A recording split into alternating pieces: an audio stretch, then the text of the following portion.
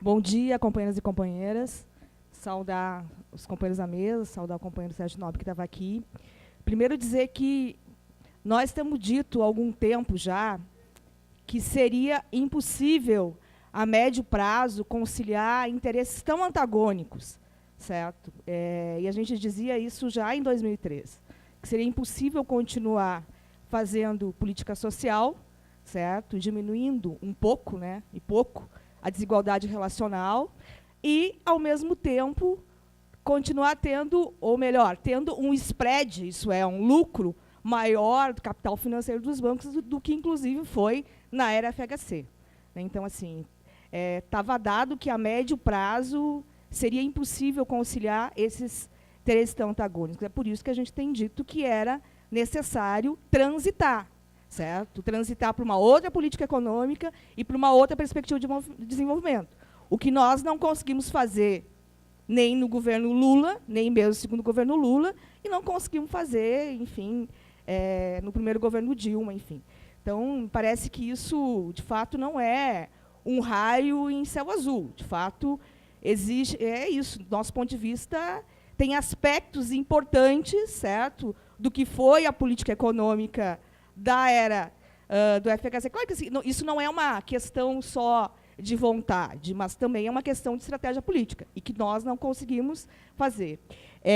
Então, acho que isso é um primeiro elemento. Eu ouvi esses dias uma fala do João Pedro, que acho que é um pouco elucidativa, assim, nesse bom momento, né? Agora é bom ver, inclusive, MST falando, dizendo assim, nós e os outros movimentos, enfim, parece que, enfim, querendo, inclusive, representar os demais movimentos, se colocando numa condição mais integrada.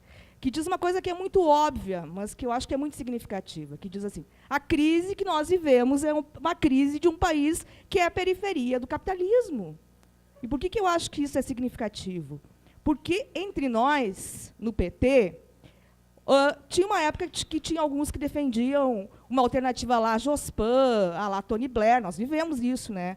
Parece que ficou lá também, nós vivemos isso. Aí tinham outros, como era o caso do companheiro Tarso Genro, que dizia que era possível uma integração soberana no capitalismo e na globalização.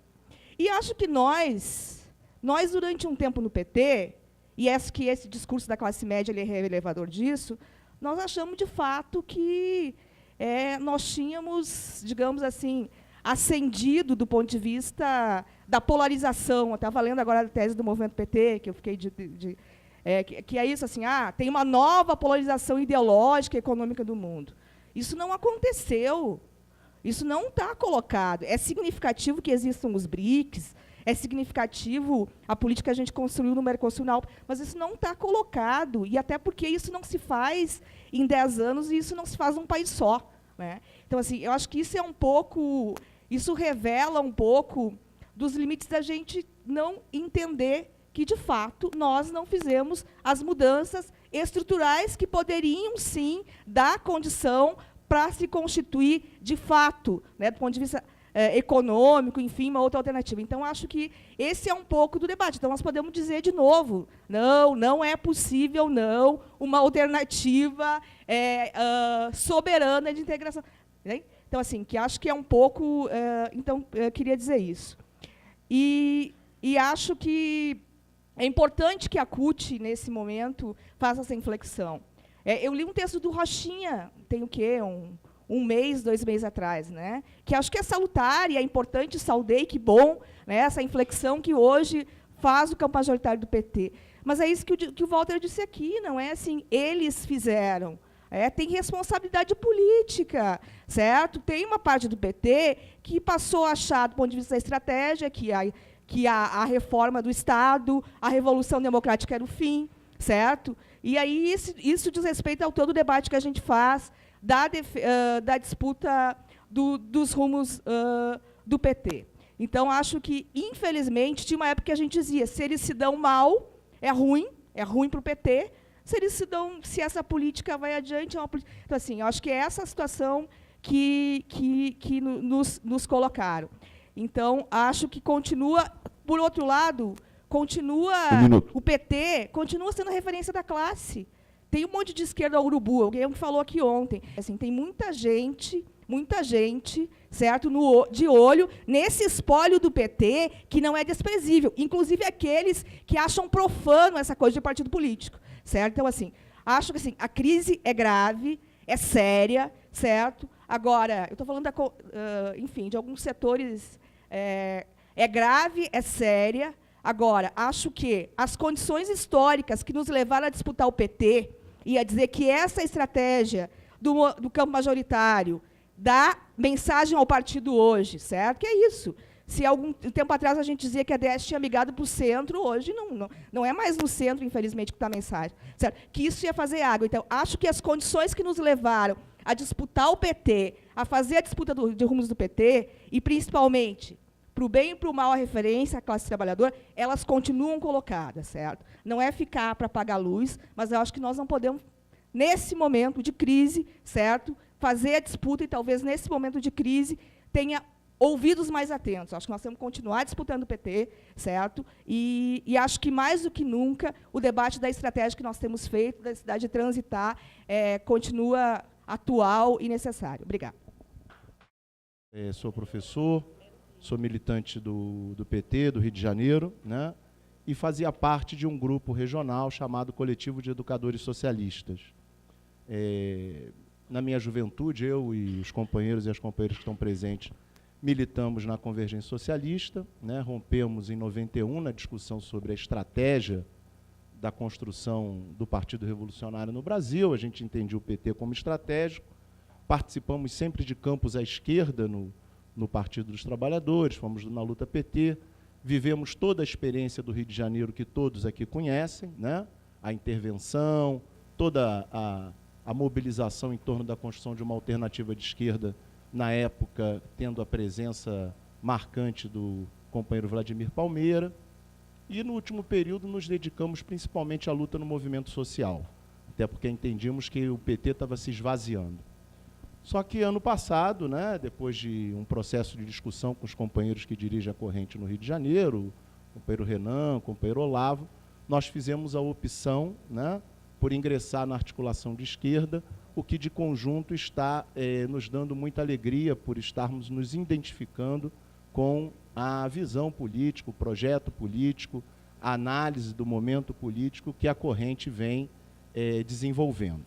Nesse sentido, eu fiquei muito feliz com as apresentações, né, que foram feitas aqui, analisando primeiro o processo eleitoral do ano passado e após esse processo, os desdobramentos a nível da política que vem sendo implementada, e eu gostaria de levantar algumas questões. Primeiro, daqueles 3 cenários que o Walter levantou sobre a possibilidade, né, do Partido dos Trabalhadores ser derrotado em 2018, perder em 2016 as eleições, né, continuar se desgastando, eu vejo que realmente o que está colocado, principalmente para os setores à esquerda, né, é derrotar a política do governo Dilma para defendê-lo.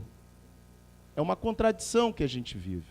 Porque como mobilizar a classe trabalhadora, como levantar cada vez de forma mais contundente, né, uma proposta de reformas com um governo que trabalha, né, com a política que vem desenvolvendo contra esse projeto. Então, nós vemos uma contradição.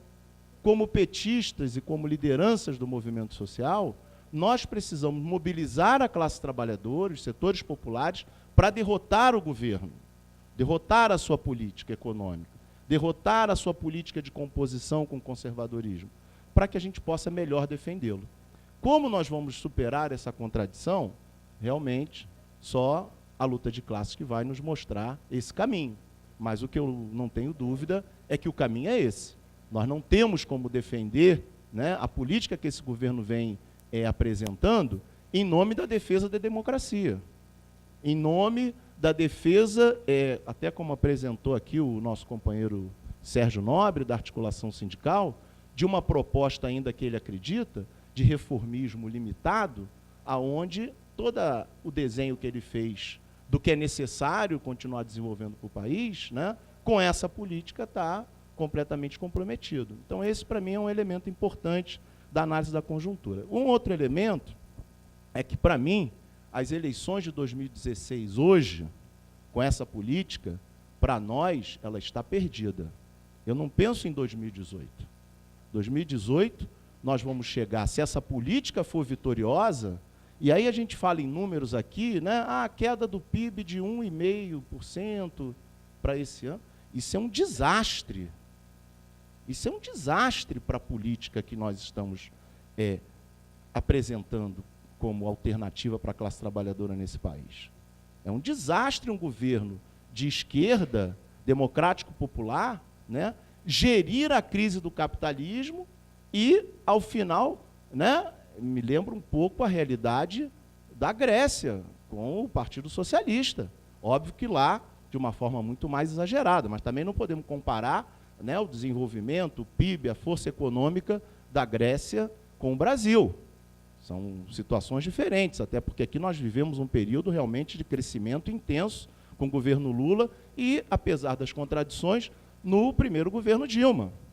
Então, esse elemento, para 2016, a tendência é que nós tenhamos uma eleição plebiscitária, aonde esse desgaste que nós estamos vivendo do Partido dos Trabalhadores vai estar colocado num grau muito maior do que esteve em 2014, se essa política continua.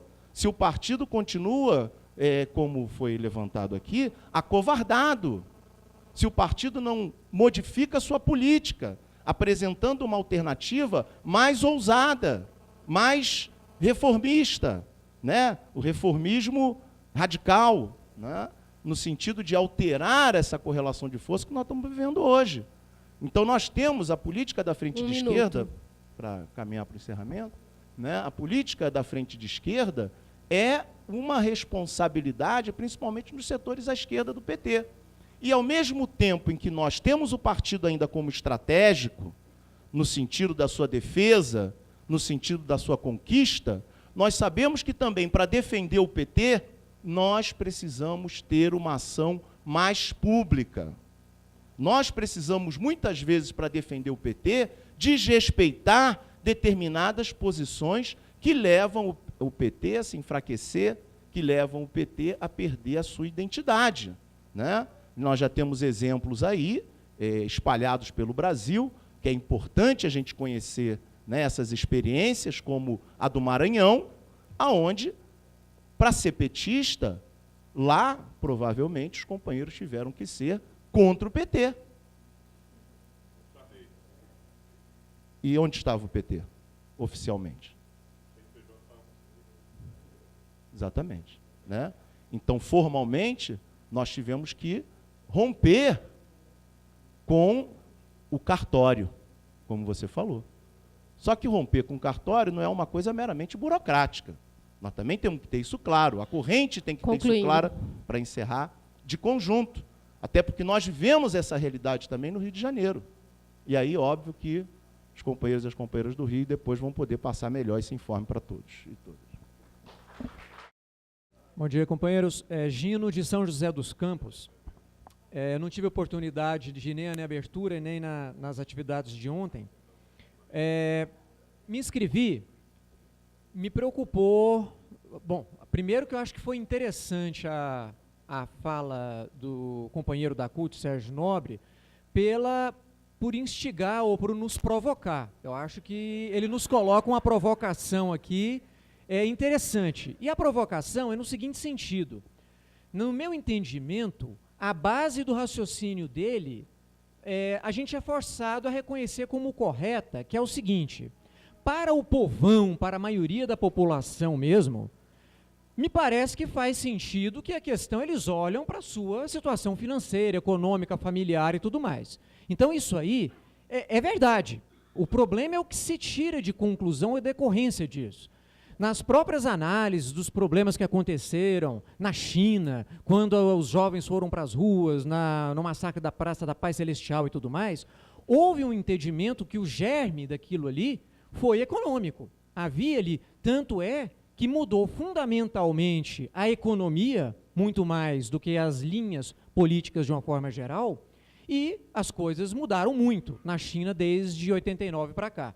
Então, assim, essa provocação é importante. Agora, quando daí se tira como decorrência aquilo que o companheiro acabou de dizer aqui, então, mantém-se a matriz política do que está aí e, em se buscando uma melhoria da economia, tudo estaria resolvido.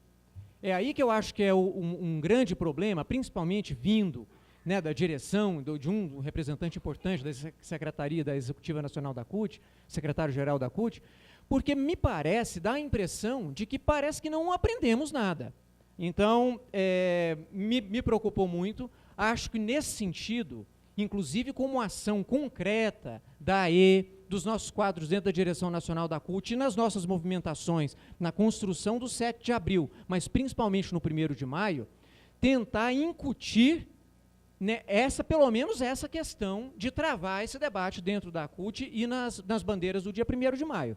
Porque não dá para ir para a rua no dia 1º de maio pedir apenas uma base nesse discurso economicista, querendo melhorar, retomar emprego, evitar demissões na GM. Isso é importante, mas só isso como horizonte, nós estamos perdidos. Obrigado.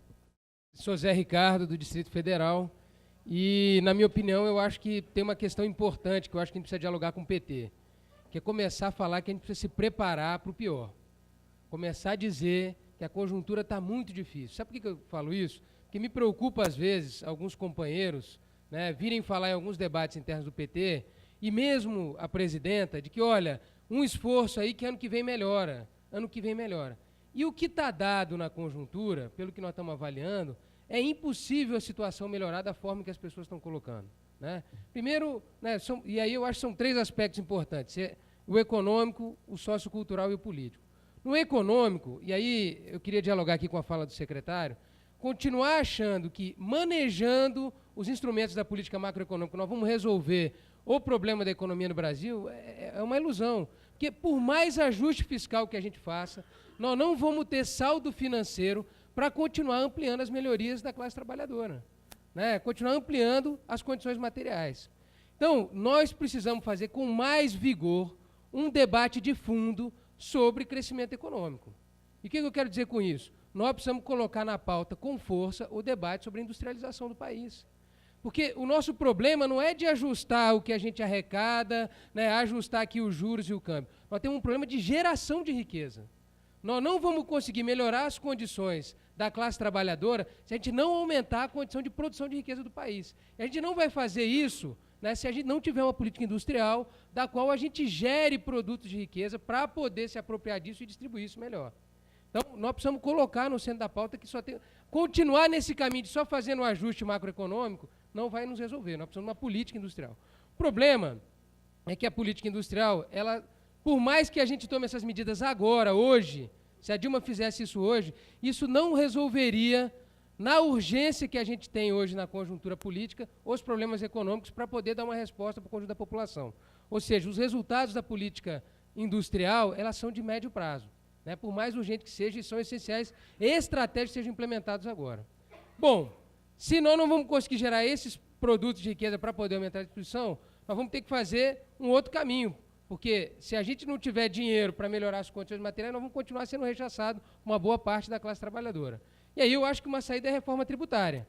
Né, nós precisaríamos fazer uma reforma tributária, a gente já discutiu isso várias vezes, que fizesse um ajuste diferente. Né, um ajuste para os de cima, que distribuísse, e aí nós poderíamos ter um saldo financeiro para continuar melhorando as condições, né, dos trabalhadores, da maioria da população, para que economicamente essas pessoas aderissem ao que nós estamos, ao nosso governo, ao que nós estamos defendendo politicamente. Só que, né, a conjuntura, né, muito mais difícil do que em outros momentos, né, do nosso período no governo, né, está se apresentando ainda mais difícil para poder fazer, né, uma reforma tributária.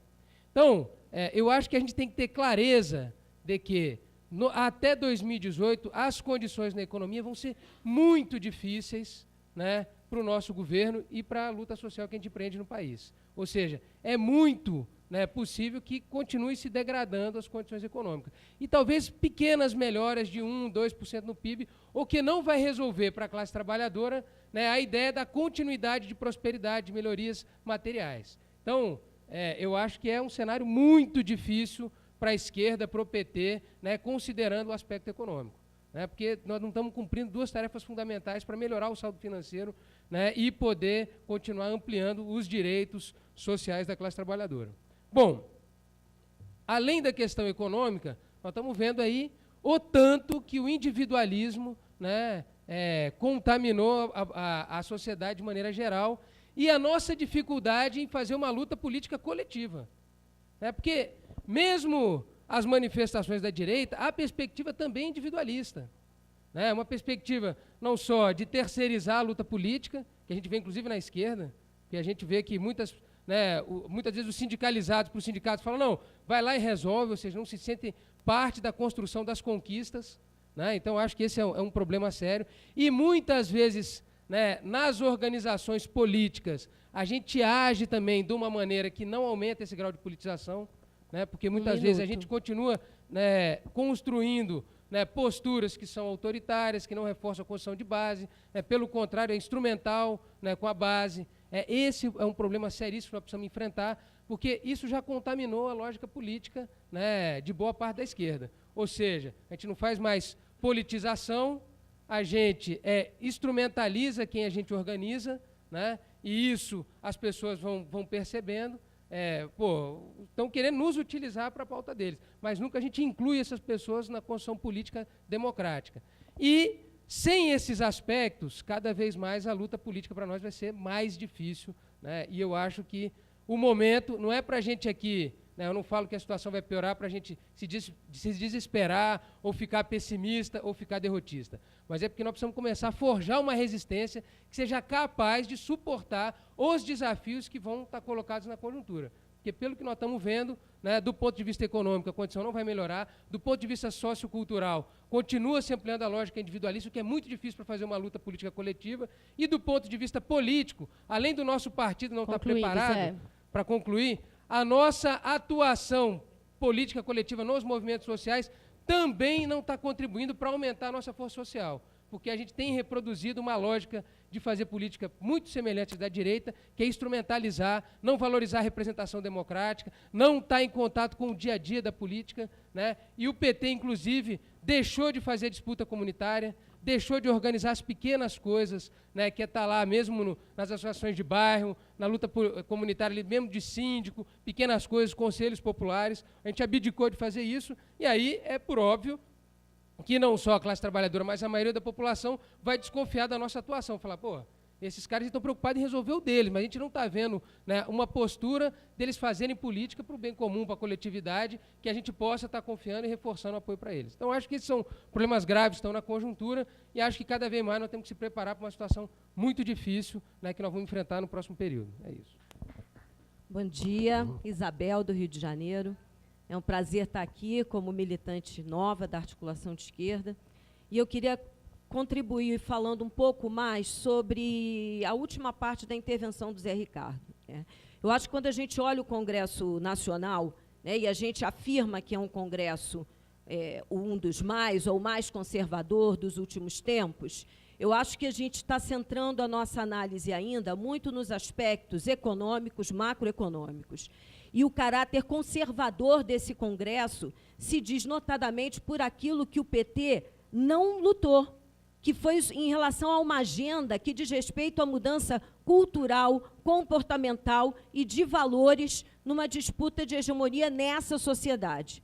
Então, eu acho que os elementos que a gente aponta e que vem apontado aqui ainda estão muito ligados a uma crítica no aspecto econômico e não nas tarefas enquanto movimento social que nós temos, no que diz respeito a uma pauta e a uma agenda progressista que vem sendo massacrada pelo conservadorismo crescente da nossa sociedade, de onde os nossos deputados, os nossos vereadores e os nossos prefeitos são consequência disso, né? Maioridade penal, a questão da legalização do aborto, homofobia, união civil homoafetiva, são política de cotas, né, onde a companheira Elisa, numa das suas falas no Rio de Janeiro, nos coloca que uma pesquisa diz que os estudantes jovens do ProUni, em sua maioria, são contrários à política de cotas.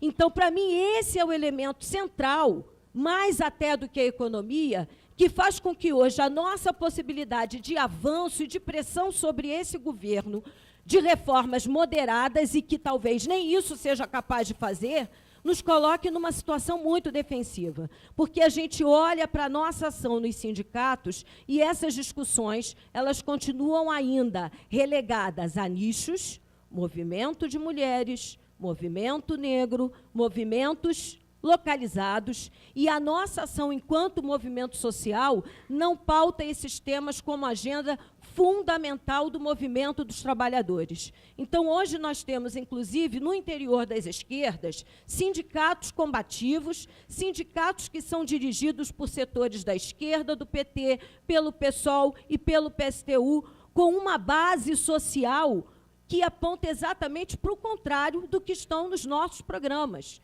Então, nós temos uma discussão, por exemplo, sobre a questão da maioridade penal, que, no nosso caso da educação, passa à margem, ao largo dos nossos sindicatos. O que o movimento social tem a contribuir em relação a esses elementos. Então, eu acho que essa é uma questão que precisa ser incorporada mais à nossa pauta, porque senão nós achamos que é possível um reformismo que se limite aos aspectos econômicos, com uma cabeça e uma sociedade cada vez mais conservadora. E eu acho que o Lula acaba sendo a expressão também desse elemento, quando, em relação às manifestações de 2013, ele aponta com clareza que uma parte importante da população viu o movimento de 2013 com cautela, porque quer a ordem, porque não quer a baderna. Ora, que sinais isso está enviando para a gente já há algum tempo, quando se fala em ordem e em baderna? Então, qualquer mudança mais radical de transformação pode levar um questionamento, inclusive, às bases sociais que nos apoiam, porque querem mudanças estritamente econômicas, mantendo uma sociedade conservadora, nos moldes como, infelizmente, os governos do Partido dos Trabalhadores vêm reproduzindo. Então, para terminar, o conservadorismo avança sem que o PT tenha claramente pautado as grandes questões no aspecto cultural, de valores e da igualdade social. Não pautamos a discussão da legalização do aborto, não enquanto movimento social, mas enquanto partido, enquanto parlamentares, enquanto governo. Recuamos em vários elementos da questão educacional, dos projetos, das cartilhas que vêm tratando da questão da igualdade de gênero, da orientação sexual.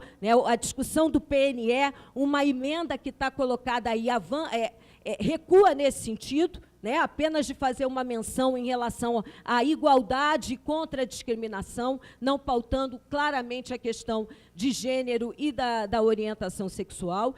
E o conservadorismo avança sem que a gente, nem menos, tenha feito essa disputa enquanto partido e enquanto governo. Então, acho que esse é um elemento fundamental e que precisa que nós, dos movimentos sociais, dos sindicatos, mudemos a nossa ação política. A gente precisa incorporar essa pauta às ações do sindicalismo.